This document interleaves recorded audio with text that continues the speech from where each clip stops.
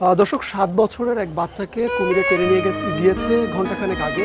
দর্শক এই মুহূর্তে আমি রয়েছি খানজান আলী মাজারে বাগেরহাটে, এবং এই মাজারের দিঘির যে কুমির রয়েছে সেই কুমির কিন্তু একটি বাচ্চাকে ঘণ্টাখানেক আগে টেনে নিয়ে গেছে। তবে এখন পর্যন্ত কিন্তু সেই বাচ্চাটিকে উদ্ধার করা যায়নি, তবে উদ্ধার অভিযান চলছে। দর্শক আপনাদের যদি একটু দেখাই, এখানে কিন্তু প্রচুর মানুষ ভিড় করে আছে এবং দীর্ঘক্ষণ ধরে এই উদ্ধার অভিযান কিন্তু চলমান রয়েছে। আমরা দেখছিলাম এখানে ফায়ার সার্ভিস রয়েছে, পুলিশ প্রশাসন রয়েছে, মানে একই সঙ্গে আমরা কিন্তু দেখেছি কিছুক্ষণ আগে এখানে ডিসি এসপি সহ এখানে কিন্তু স্থানীয় সংসদ সদস্য তিনিও কিন্তু এখানে উপস্থিত ছিলেন, এবং সকলের সমন্বয়ে কিন্তু এই বাচ্চাটিকে উদ্ধার করার যে প্রচেষ্টা সেটি কিন্তু চলছে।